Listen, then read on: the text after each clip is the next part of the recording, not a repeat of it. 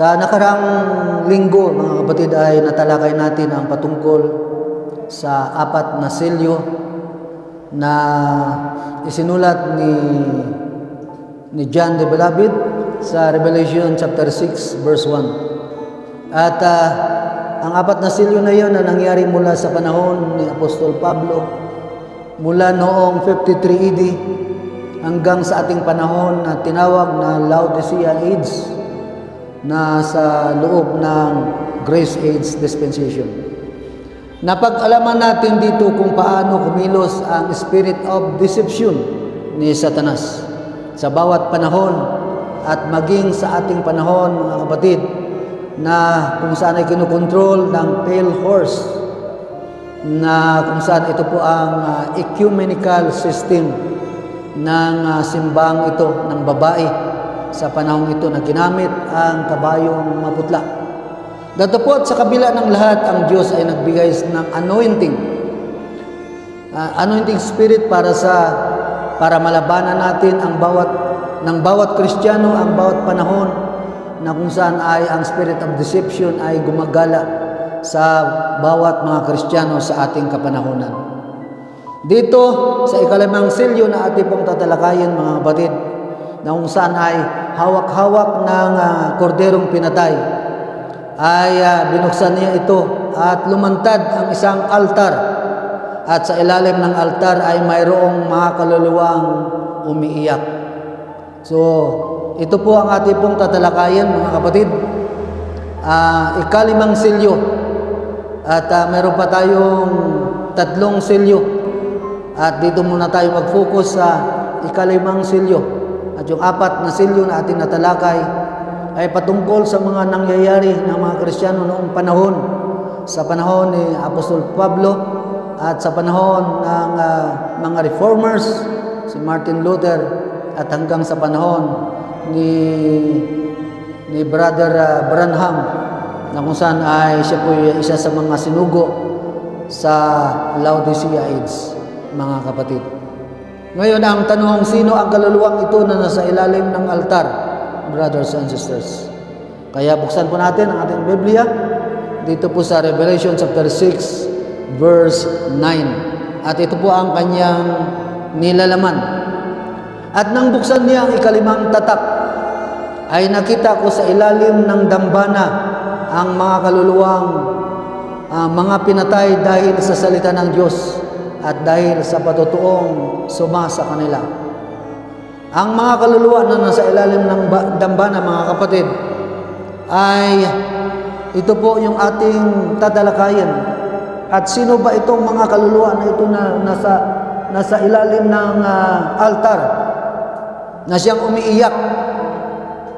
Ang mga kaluluwang ito, mga kapatid, ay sila itong pinatay during World War II. Ayon dito sa talaan, ay halos 6 million na Hudyo ang walang awang nilason sa pamamagitan ng gas chamber, mass shootings, gutom, malupit na pagpapahirap. Ayon sa opinyon ng nakakarami, ang Holocaust sa isang malawakang genocide na kung saan third part ng populasyon ng mga Hudyo sa Europa ang pinagmasakir ng Nazi regime sa isang sistematikong paraan. Ang tanong, bakit gano'n na lang ang galit ng mga taong ito, ng mga Alibanya sa bansang Israel? Ayon dito sa ating nakuha na sinulat ng mga historian, bakit target nila talaga yung mga Hudyo? Kung ating pong papansinin, brothers and sisters, sa time of Balaan, dito sa Numbers chapter 22 verse 1 to 3, ay yung mga Hudyo ay galing po sa Ehipto, at nakita ito ng mga Moabites na sila po ay lumalakad at sila po ay dadaan doon sa lugar nila. Basahin po natin sa Numbers chapter 22 verse 1 to 3, at para malaman natin yung bakit ba talaga sila ay pinag-iinitan mula noon, hindi lang ngayon. Mula pa noon, mga kapatid, ay pinag-iinitan itong Hudyo na ito. Ayon dito, mga kapatid, sa verse 1, ang mga anak ni Israel ay nagblakbay at humantong sa mga kapatagan ng Moab sa dako roon ng Jordan na nasa tapat ng Jericho. At nakita ni Balak na anak ni Zippor ang lahat na ginawa ng Israel sa mga Amoryo. At ang Moab ay natakot na mainam sa bayan sapagkat sila'y marami. At ang Moab ay nagulumihanan dahil sa mga anak ni Israel. Kaya bakit natatakot sila? Ang sabi ni Balak at sinabi ng Moab sa mga matatanda sa Badyan ngayon ay hihimuran ng karamihan ito ayon sa lahat ng mga nasa palibot natin, gaya ng baka. Sabi na, sisimutin nila na naman yung pagkain natin. Gaya ng baka, umihimod sa damo, sa parang. At si Balak na anak ni Zippor ay hari ng Moab ng panahong iyon. At siya ay nagutos ng mga sugo kay Balaam na anak ni Beor hanggang sa Petor na nasa tabi ng ilog, hanggang sa lupain ng mga anak ng kanyang bayan, upang tawagin siya na sabihin, narito may isang bayan na lumabas mula sa Ehipto, narito kanilang tinatakpan ang ibabaw ng lupa at sila'y nakatayo laban sa akin. Parito ka ngayon, isasamo ko sa iyo na sumpain mo sa akin ang bayang ito sapagkat sila'y totoong makapangyarihan kaysa akin. Marahil ako'y mananaig na aming masasaktan sila at aking silang mapalayas sa lupain. Sapagkat talastas ko na ang iyong pinagpapala ay mapalad at ang iyong sinusumpa ay mapapasama. Sabi ni Balak kay Balaam. So galit na galit sila talaga sa mga Hudyo sa panahon ngayon. Bakit ganun na lang ang galit nila, mga kapatid? Dahil ito kasing mga Hudyo na ito ay nakita nila kung gaano ito kalakas sa pagkipagdigma. Kita mo, natalo nila yung mga Amoryo. Kaya nang dumaan doon sa mga taga Moab, ay natakot sila. Yan po yung isang... Ngayon, dito sa ating panahon, sa panahon ng 1939, ay dumating yung ganong klaseng galit ng mga Alemanya. Galit na galit ang mga Aleman sa mga Hudyo. Narito ang mga reason kung nakalap natin ayon sa mga historian. Aki pong basahin, mga kapatid, yung kung bakit sila po ay nag-iinit ang kanilang ulo sa mga Hudyo. Ang pag-iinit at sistematikong pagpatay ng Nazi Germany sa mga Hudyo na tinawag na Holocaust ay nakaugat sa batinding anti-Semitism o pagkamuhi laban sa mga Hudyo. Ibig sabihin, muhing-muhi sila, galit na galit sila sa mga Hudyo. Hindi ito isang simpleng alitan o galit, kundi isang ideolohiyang binuo sa loob ng maraming siglo. Narito ang mga pangunahing dahilan kung bakit sila naging target. Ang ugat ng anti-Semitism sa Europa, ang pagkamuhi laban sa mga Hudyo, ay matagal nang nakatarim sa kasaysayan ng Europa. Sa loob ng maraming siglo, itinuro ng ilang bahagi ng simbahang Kristiyano ang paniniwala ng mga Hudyo ang may pananagutan sa kamatayan ni Jesus. Yun po yung kanilang rason. Kaya nga, kung basahin natin ang Matthew chapter 27, verse 24 and 25, sige sister, buksan natin. Kung paano ganun ang sinabi rito ng nagsulat dito, mga kapatid. Sabi niya, when Pilate saw that he could prevail nothing but that rather a tumult was made, he took water and washed his hand before the multitude, saying, I am innocent of the blood of this just person. Ye see ye to it. Then answered all the people and said, His blood be on us and on our children. Kaya sabi niya, mapasa amin ang kanyang dugo. Kaya isa yan sa naging dahilan kung bakit galit na galit itong mga Alemanya. Bakit kasi galit ang Alemanya? Dahil gusto nila na sila yung superior. Dahil sila, sabi nila, galing daw sila sa Aryan races. Mas superior daw sila kaysa sa mga Hudyo. Ang mga Hudyo, ang tingin nila ay inferior. Kaya gusto nila na sila ang mas superior, mga kapatid. Kaya itong mga Alemanya ay ito po ang nagtulak sa kanila na magalit sa bansang ito. Sa loob ng maraming siglo, itinuro ng ilang bahagi ng simbahang Kristiyano ang paniniwala ng mga Hudyo ang may pananagutan sa kamatayan ni Jesus. Ito ang lumikha ng malalim na pagmatagalang puot at pagtingin sa mga Hudyo bilang mga hindi mananampalataya o kaaway ng Diyos. Dahil sa mga paghihigpit sa kasaysayan na umigil sa mga Hudyo na magmay-ari ng lupa o makisali sa ilang profesyon, marami ang napilitang maging mga moneylender, nagpapahiram ng pera o mga ngalakal. Nang maglaon, ginamit ito ng mga kaaway ng Hudyo para akusahan sila sa napagiging sakim at mapagsamantala sa ekonomiya. Yan po ang kanila pong pag-akusa ng mga Alemanya sa mga Hudyo. Ganon din sa ating panahon ngayon. Inaakusahan ng mga 155 na bansa ang bansang Israel dahil nga gusto nilang i-erase talaga yung lahi na ito ng mga Hudyo, mga kapatid. Yun po ang nangyayari ngayon. Sige, tuloy natin. Ang ideolohiya ng Nazi, ang teorya ng lahi ginamit na pinalakas ni Adolf Hitler at ng Nazi Party ang sinaunang puot na ito upang isulong ang kanilang sariling ideolohiya ng lahing racial ideology. Aryan races versus Jewish race. Naniniwala ang mga Nazi na ang mga Aleman ay kabilang sa isang superior na Aryan race at na ang mga Hudyo ay isang inferior at mapanganib na lahi na nagbabanta ng kadalisayan ng kaligtasan ng lahi ng Aleman.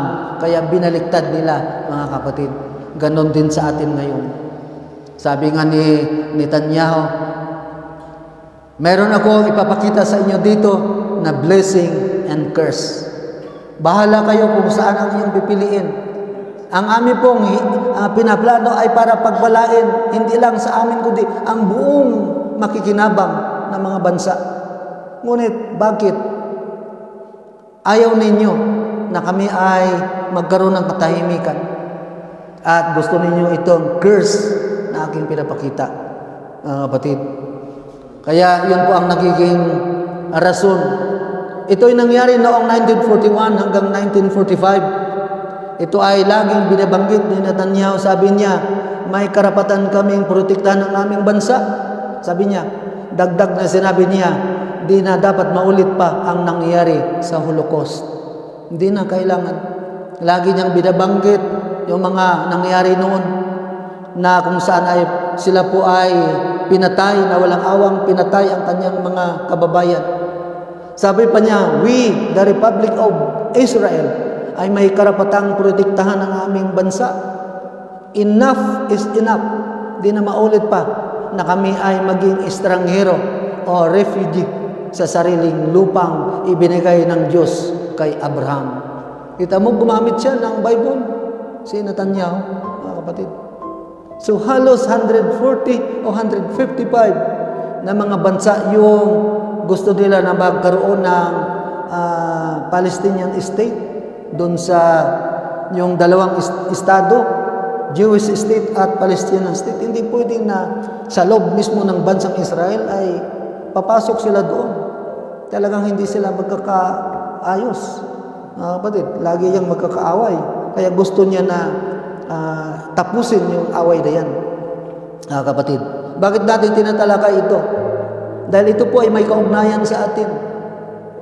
Dahil ito ay upang tayo po ay patuloy na bigyan natin ng kalakasan ng ating kaugnayan sa Diyos. Dahil yung mga panahon na ito ay malapit na lang na dumating at mag-come to pass. Kaya mariing pinapaalis nila ang Palestino sa Gaza Strip. Dahil dito sila ay kinundina ng halos 140 na mga bansa ukol sa Palestinian state na dapat para daw sa mga Palestino. Kita mo? So, marami pong tumayo at umalis sa kanilang upuan dahil ayaw nilang marinig ang sinabi ni Netanyahu. Tama naman kasi ang sinasabi ni Netanyahu eh. Para silang nasermonan sa oras na yon, mga kapatid. Dahil dito, hindi pumayag si Netanyahu, kaya maraming mga bansa na pinatigil ang pagbili ng armas na gawa ng Israel. Kaya maraming mga bansa, Netherlands, Great Britain, Canada, Australia, kahit nga ang mga taga-Australia, panig sila sa bansang Israel eh. Pero yung kanilang tawag nito, ang kanilang gobyerno, yun ang nag-aayaw, mga kapatid. Kaya sa bagay na ito, sabi ng leader ng Israel, we will fight for our country. Ganon din sa atin. We will fight. Mga opisyal na talagang walang iniisip kundi yung sarili lang nilang malagyan ang kanilang bulsa ng pera. So once na nangyari ito, mga kapatid, na yung 140 na mga bansa ay magkaroon ng pagkaisang kaisipan, dito matutupad yung hula ni Zechariah 12 verse 3. Ito, basahin natin, mga kapatid, kung ano po ang ibig sabihin nito.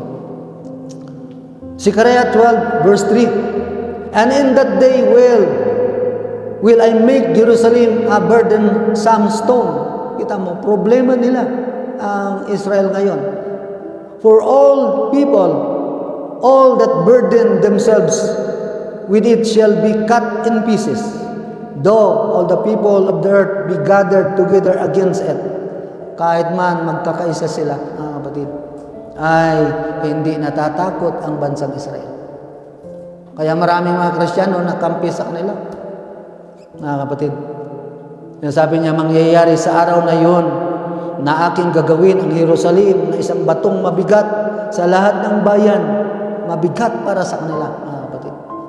Lahat ng magsisipasan sa kanya ay masusugatang mainam, at ang lahat na bansa sa lupa ay mapipisan laban sa kanya. So, malapit na ito, mga kapatid. Kunti na lang natulog, ilang tulog na lang. Dahil itong mga bansa na ito na umaayaw sa kanya. Siyempre, yung bansang nakapalibot sa bansang Israel, siyempre, gagawa sila ng isang plano, mga kapatid, upang sa ganun ay pagkaisahan na ilang digmain ang bansang Israel. Once na nangyari yan, matutupad na yung tinatawag na miraculous war sa hula ni Zechariah. So pag narinig na natin, mga kapatid, maaring yung mga nanglulupay-pay natin, mga kapatid, siguro sabi nila, ay totoo pala yung hula. Saka na sila magkaroon ng sigasig sa kanyang puso. Dapat hindi ganon ang Kristiyano. Iintayin mo pa na nandyan na sa harapan mo yung delikadong panahon, saka ka pa handa sa sarili mo. Mali yun. Kaya nangyayari ito, tinatalakay natin ito, mga kapatid, upang sa ganun ay ipaabot sa atin ng Diyos na ang kanyang galit ay hindi po na magtatagal. See? Di ba? Timing sa naging desisyon ng leader ng Israel. Di nila alam na natutupad ito, ang hula sa kanila ngayon. So, natutupad yung Zechariah chapter 12 verse 3 sa kanila ngayon. And verse 10, sabi niya, ang mga kaluluwang ito na nakita natin sa ilalim ng altar, mga kapatid, ay humingi sa Diyos kung kailan sila ipaghihiganti. Revelation chapter 6 verse 10, sabi niya, and they cried with a loud voice, saying, how long, O Lord, holy and true, dost thou not judge and avenge our blood on them that dwell on the earth. Sabi niya, kailan, O Panginoon, hindi mo hahatulan at ipaghiganti ang aming dugo sa mga nananahan sa ibabaw ng lupa?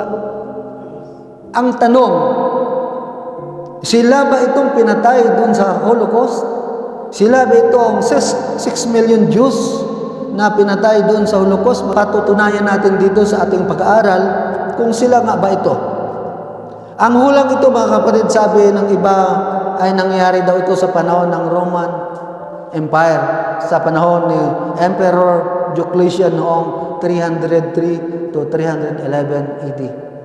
Pero mapansin natin, sa panahon ni Diocletian, ay hindi po lahat-lahat Hudyo yung pinagpapatay nila. Mga hintel ang nandun, na kung saan ay na-convert sa panampalataya ng turo ng mga apostol. Hindi lang mga Hudyo.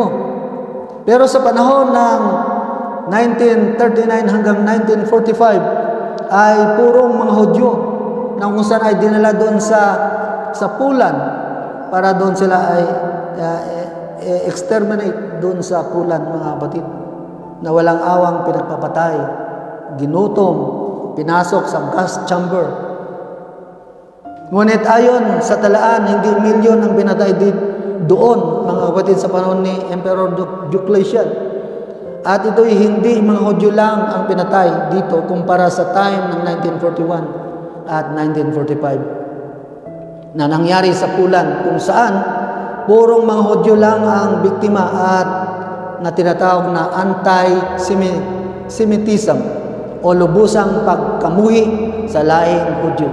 Muhing-muhi sila sa mga Hudyo. Galit na galit sila hanggang ngayon, mga kapatid. Kaya akma ang Revelation chapter 6 verse 9 to 11 na ang tinutukoy na ang kaluluwa ay mga Hudyo lamang at ito'y in line sa line of thought ng Revelation chapter 6 verse 11. In line po sa kaisipan ng sumulat. Verse 11 ng chapter 6 ng Revelation ay ganito po. At binigyan ang bawat isa ng sa kanila ng isang maputing balabal at sa kanila ay sinabi, magpahinga pa ng kaunting panahon. And white robes were given unto every one of them. Ano ba yung white robes, mga kapatid, na binanggit dito? Ano ba ang kahulugan ng white robes? Ito ay salvation. At dagdag na sinabi dito, wait for a little season. Maghintay kayo ng kunting panahon. Sabi niya doon sa mga kaluluwang nasa ilalim ng altar na umiiyak.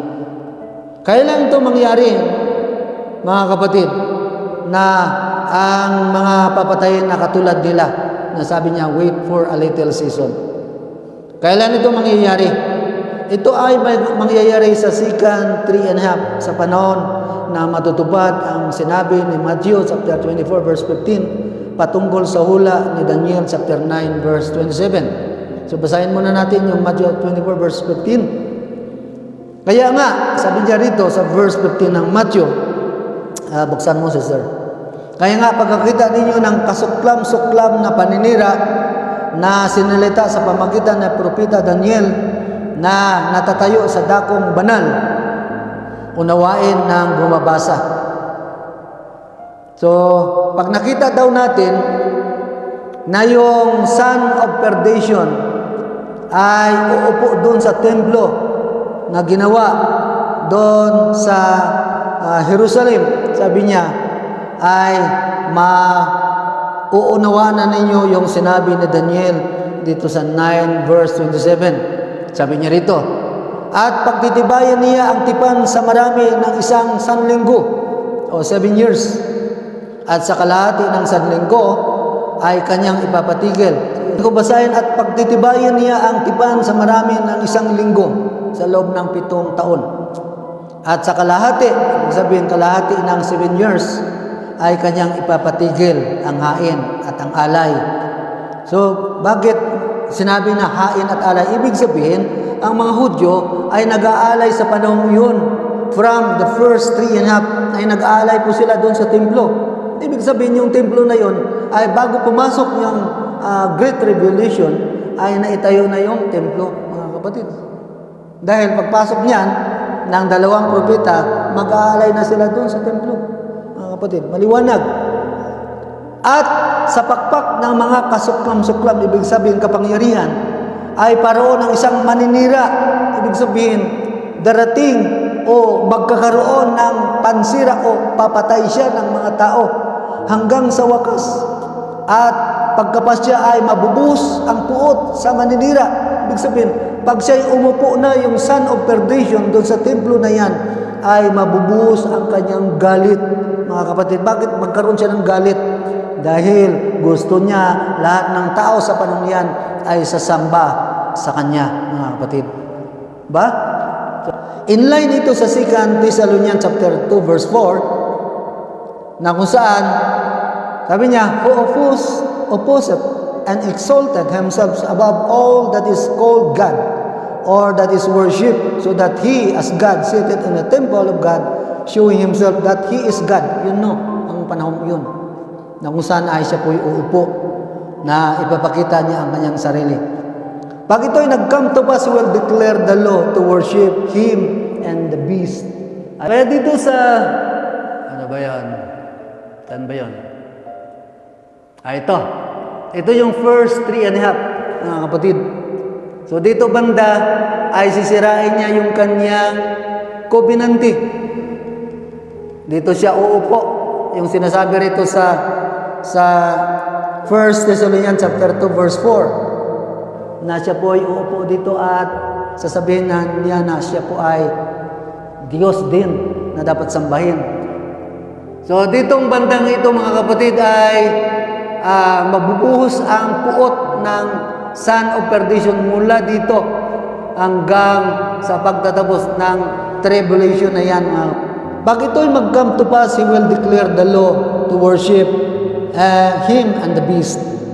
Ayon dito sa Revelation 13 verse 15, ay siya'y pinagkalubang makapagbigay ng hininga sa larawan ng hayop, upang ang larawan ng hayop ay makapangusap at maipapatay naman ang lahat na hindi sumasamba sa larawan ng hayop. Doon sa time na yon na ating pong nakita.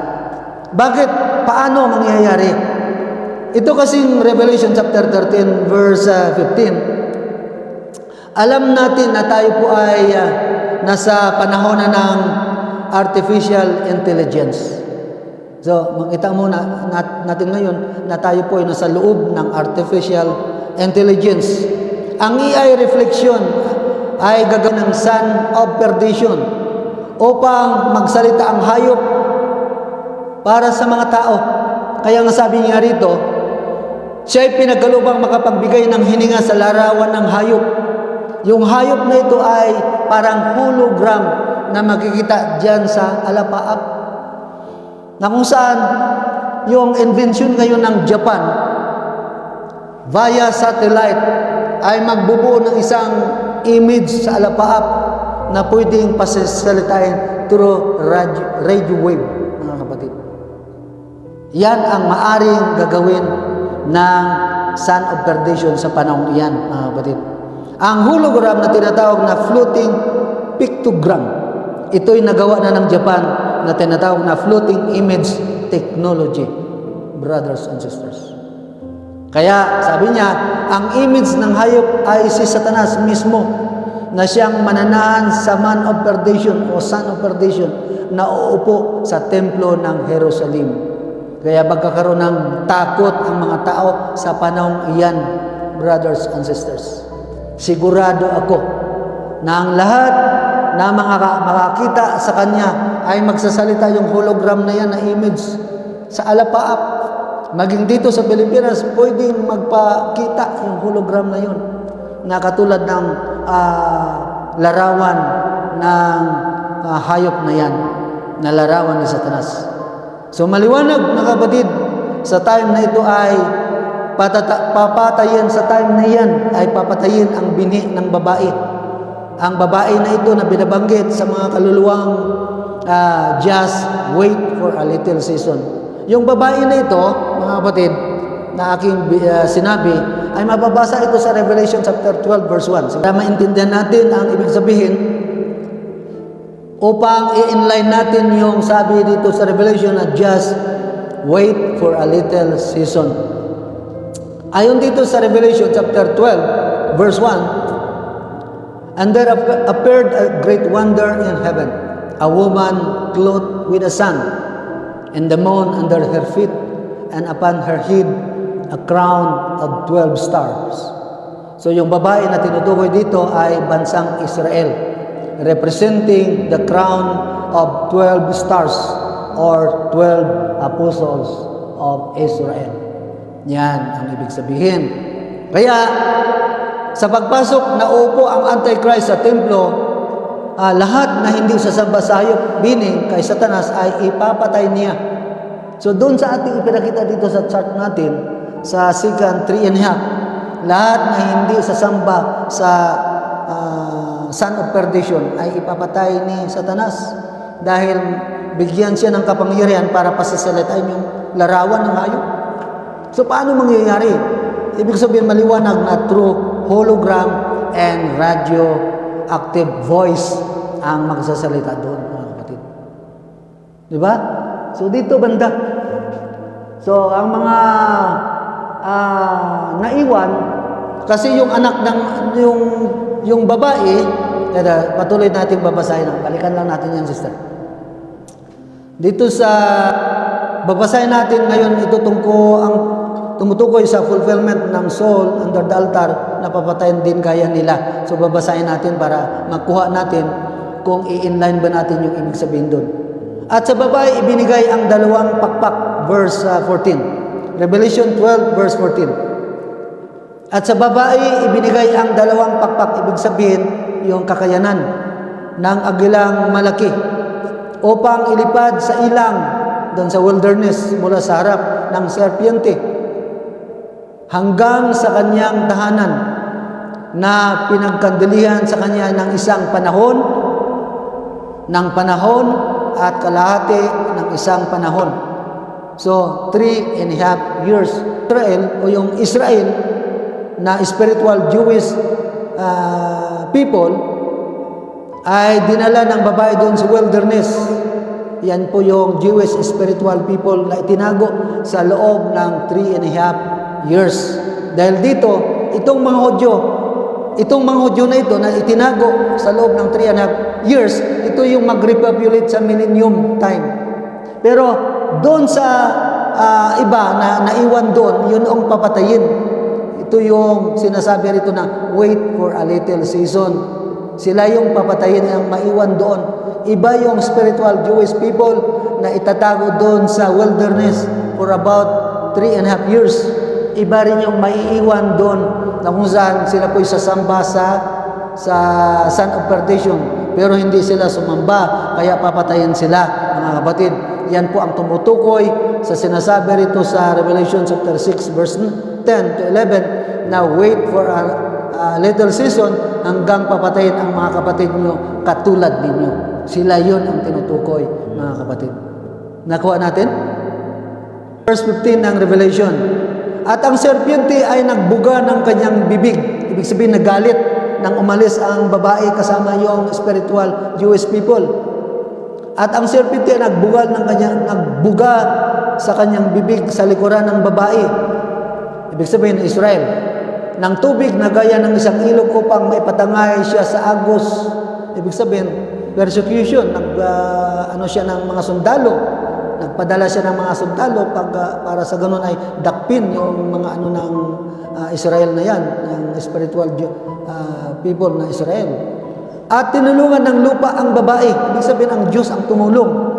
At ibinuka ang kanyang bibig at nilamon ang ilog na ibinuga ng dragon sa kanyang bibig. Ibig sabihin, yung mga sundalo na dumalong doon ay pinatay ng Diyos, mga kapatid, na siyang humahabol sa spiritual Jewish people. At tinulungan ng lupa ang babae. So yung lupa ay tumutukoy po sa kapangyarihan ng Diyos upang pigilan ang kalaban. At ibinuga ang kanyang bibig at nilamon ang ilog na ibinuga. Ibig sabihin, ilog ng persecution. Ibig sabihin, sila po ay papatayin ng dragon ng kanyang bibig. Tuloy tayo. At sa galit ng son of perdition, dahil sa naiwasan siya ng mga ito, binalingan niya ang naiwan na mga Hudyo. Balik tayo doon, sister, sa chart natin. So, binalingan niya dahil hindi kanya naabot yung mga spiritual Jewish people na lumayo, mga kapatid, dito. Kaya yung naiwan dito na mga Hudyo, binalingan ng son of perdition. Kaya pinatay niya rito. Iyon po yung sinasabi sa Revelation chapter 6, verse 9 hanggang 11, na wait for a little season, dito papatayin yung katulad nila na kanilang mga kapatid. Diyan natin i-inline ngayon para maintindihan natin ang ating pong binabasa sa Biblia. Mga kapatid, di ba? Dahil nagalit nga siya at nagalit ang dragon sa babae, ibig sabihin sa Israel, at umalis upang bumaka sa nalabi sa kanyang binhi doon. Mga naiwan dito sa panahong iyan, na siyang nagsisitupad ng mautos ng Diyos at mga may patutuo ni Jesus. Ibig sabihin, kasama dyan si Netanyahu din. Nandyan siya. Dahil si Netanyahu at leader na kung saan ay talagang kanya pong titindigan ang kanilang foundation ng kanilang panampalataya. So ito sila yaong papatayin na katulad ng mga kaluluwang nagsasabing kailan sila ipaghiganti ng Diyos. So nakuha natin ang kwento ng kaluluwa na sa ilalim ng altar. Hindi mga hintil, yung mga sabi ng kapwa alipin. Sabi dito, wait for a little season hanggang sa maganap ang bilang ng kanilang mga kapwa alipin at ng kanilang mga kapatid. Ibig sabihin, mga Hudyo. Kasi ang sinabi rito, bilang kapwa alipin at ang kanilang mga kapatid na mga papatay naman gaya nila. Saan papatayin? Doon sa Great Tribulation, sa second 3.5. Nakuha natin mga kapatid? Kailan ito mangyayari? Sa second 3.5 ng Great Tribulation. Kaya ito ang mensahe ng ikalimang silyo sa Book of Revelation na nangyari during World War II. Kaya nang dumalo ang Prime Minister Netanyahu sa UN General Assembly, nasyak ang leaders ng mga bansa na sermonan sila ngayon. Sinabi sa kanila, sino ba ang papanigan ninyo? Ang may dala ng blessing o yung may dala ng curse? Dahil yung Hamas, Hezbollah, yung Houthis, sila yung may dala ng curse. Hindi sila nagdadala para sa ganun ang bansa ay mag-aasinso ang kanilang mga bansa. Sila yung pumipigil upang umasinso yung pamumuhay ng kanilang komunidad. Kaya sabi ni Netanyahu, alin ba ang pipiliin ninyo? Blessing or curse? Kaya yan po sa mga malapit nang mangyari. Kaya kung ito po yung ating hinihintay ngayon, nasabi ni Zechariah chapter 12 verse 3, nasabi niya rito, balikan natin ang kanyang sinabi. Zechariah chapter 12 verse 3, at sa susunod pa kanilang sasabihin dito. Sabi niya, at mangyayari sa araw na yon, aking gagawin ang Jerusalem na isang batong mabigat sa lahat ng bayan. Lahat ng bayan. Almost 155 o 140 ang hindi kumikilala sa bansang Israel, brothers and sisters. Kita mo itong Australia, Canada, Netherlands, isa lang ang pumanig ng Muslim, Indonesia. Sabi niya, magpapadala ko ng 20,000 na trupa para tumulong sa bansang Israel. Muslim yun pero naintindihan niya ang panig ng bansang Israel. Tuloy tayo sa pagbasa. Verse 4, sa araw na iyon, sabi ng Panginoon, aking tutuligin ang bawat kabayo. Ibig sabihin, bibingihin niya ang bawat mga sundalo, malalakas na mga kalaban, mga kapatid, kanya pong bibinghin ang kanyang sakay ng pagkaulol, at aking ididilat ang aking mga mata sa sambayanan ng Juda, at aking bubulagin ang bawat kabayo ng mga bayan. Paano niya bubulagin? Ibig sabihin, sila po ay talagang susugod ng susugod, pero hindi nila alam kung saan sila susugod. Para bang nangyari doon sa Sodom at Gomora, nang nagbumilit yung mga bakla na yun, napapasok doon sa bahay ni Lot, di ba binulag sila? Ganon din ang mangyayari, bubulagin sila. Sige sila ng paputok. Ang pinapuputokan nila, yung kasama lang nila. Mangyayari yan, mga kapatid. Dahil ito ang hula ng Diyos. Once na nangyari yan, siguro masasabi natin, ito yung hula ng Sikaraya. And the rulers of Judah shall see it in their heart. The inhabitants of Jerusalem shall be my strength. Sabi ni Netanyahu, ito ang aking bayan. Protektahan ko ang aking bansa. Kapatid, yan ang sabi ni Netanyahu. May ginamit pa siya na kuwan sa Salmo eh. Sa Ecclesiastes pala, yung sinabi ni Salmo. Sabi niya, walang bago sa mundong ito. Lahat ay nangyari na. So, walang bago. Dahil noon, sila po ay kinamumuhian. Noon pa man. Di ba sa Garden of Eden, nilansi ni Satanas si Eva, at pinangakuan na once ay kinain mo yung prutas na yan, magiging parang Diyos ka. Di ba nakakainganyo? Kaya ganun po ang nangyayari, mga kapatid, hanggang sa ating panahon. Kaya sabi ni Netanyahu, sila po talagang kinamuhian ng mundo. Bakit kaya? Ang amin pong iniisip para ay lumago ang bansa. Lumago yung aming karatig na mga bansa. Kaya nga doon sa Saudi Arabia, gumawa nga sila ng isang tawag nito, pagdadaanan ng kanilang produkto. Or tunnel ba yun? Ang ginawa nila. Kaya sabi niya, saan ba kayo papanig? Sa blessing or sa curse?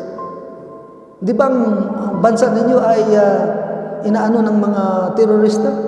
Bakit hindi kayo nagrereklamo dyan? Bakit pa kayo pumapanig? Siguro pag marinig ako ng mga ibang Muslim, panig ito sa bansang Israel. Verse 6, Sikaraya. And that day I will make the governors of Judah like a heart of fire among the wood. Ibig sabihin, talagang lalagyan niya ito ng talagang parang apoy ang kanyang puso.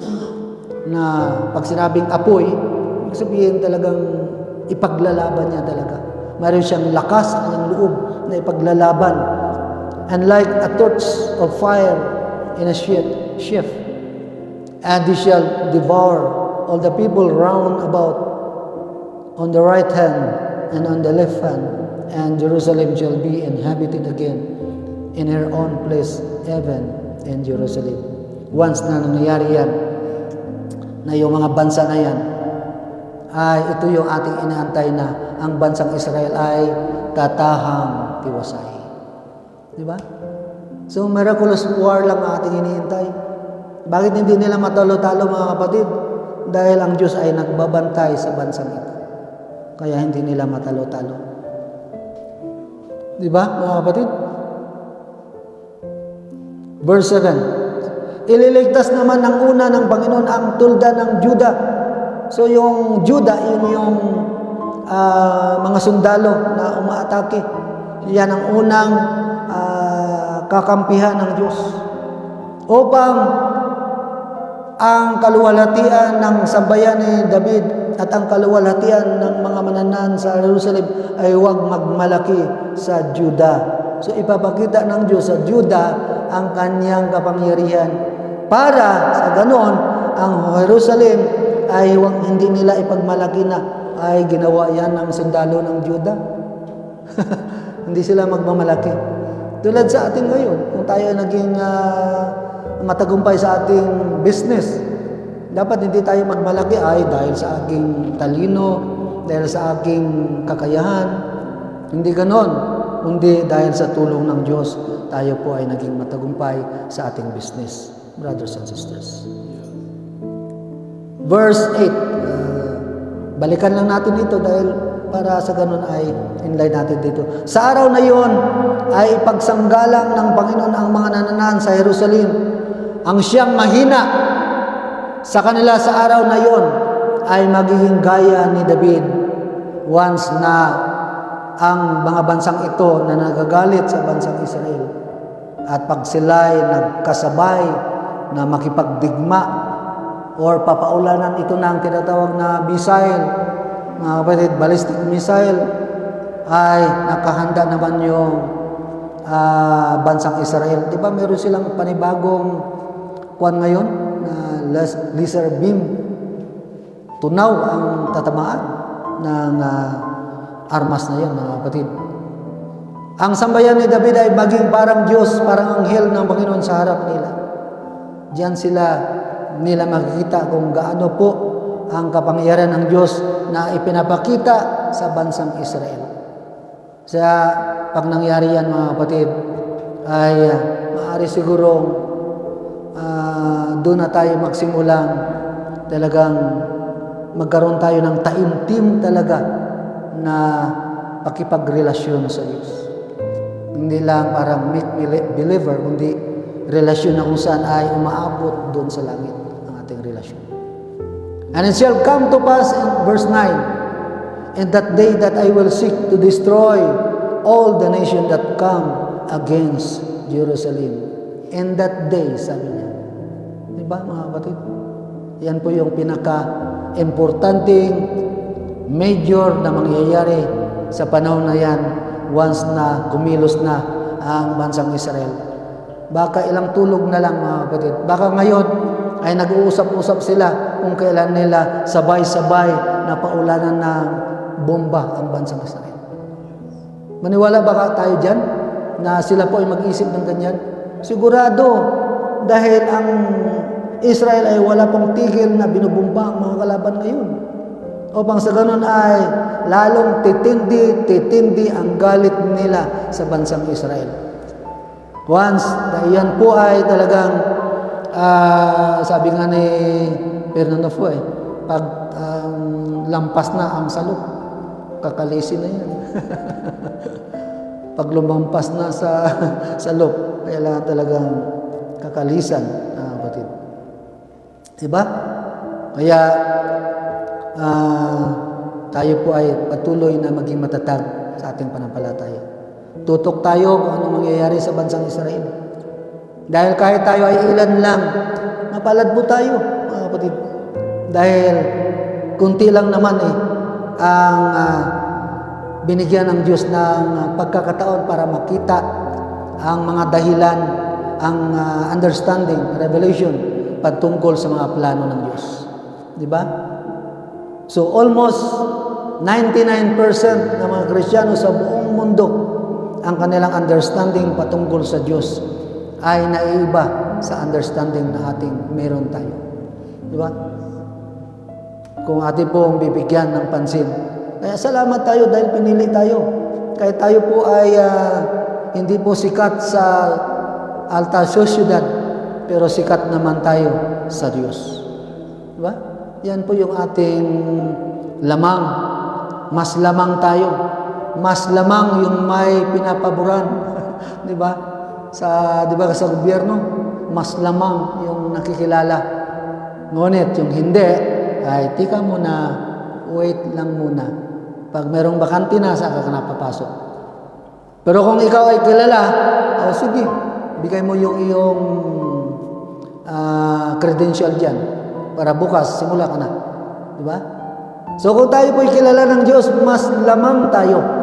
Dahil alam ng Diyos ang ating puso, ang ating damdamin, kung paano po tayo nakipag-ugnay sa Diyos. Brothers and sisters.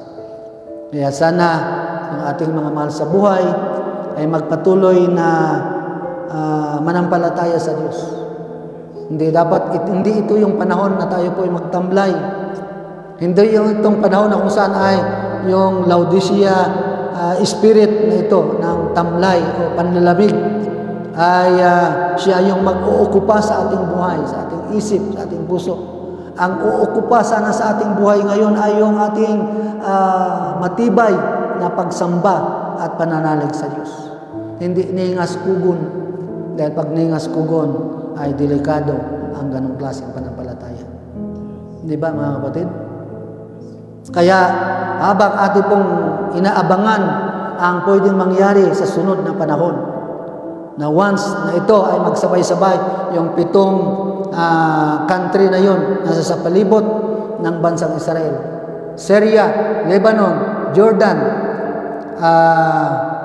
Yemen, ano pa yon? Egypt, Saudi Arabia. Pag nagsabay-sabay yan sila na ulan na parang alitap-tap na yung nasa itaas. Kapatid, hindi kaya ng Israel yan na pigilan. Kamay ng Diyos ang kailangan dyan. Di ba? Hindi kaya. Pag nagsabay sila, puro may missile yan ang mga iyan. Sabay-sabay na magkaisa sila.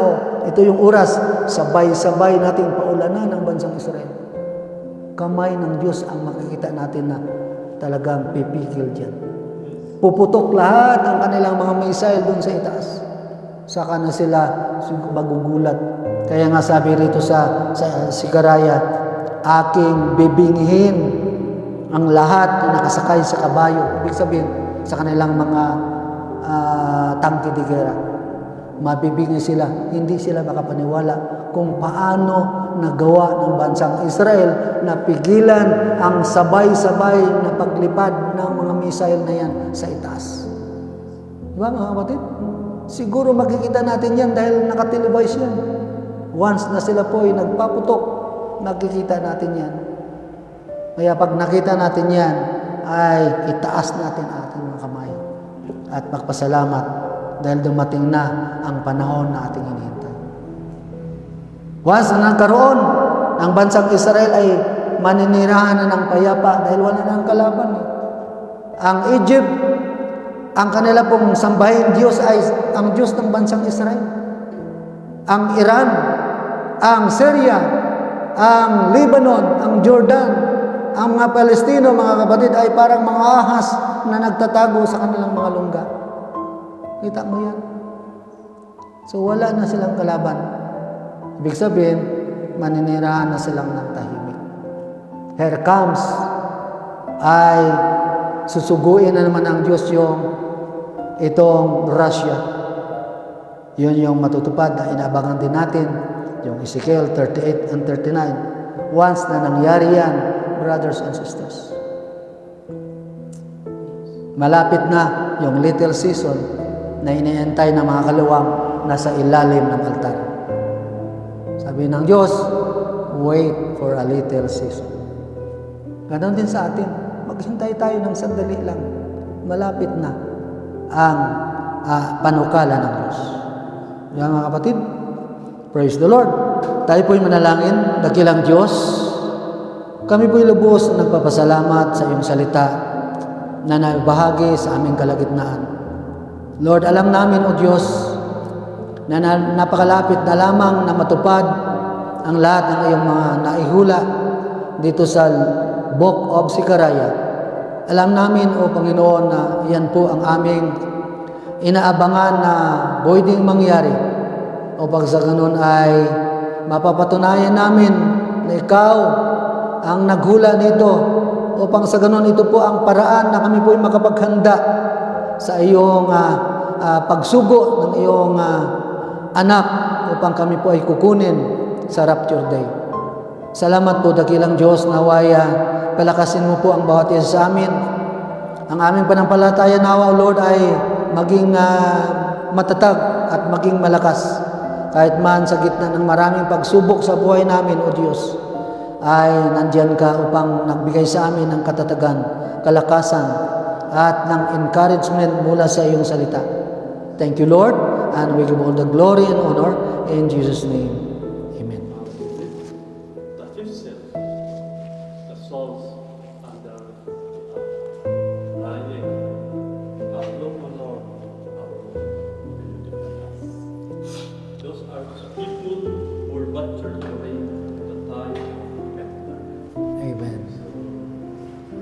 blessed when brothers and sisters, whose God revealed this to us.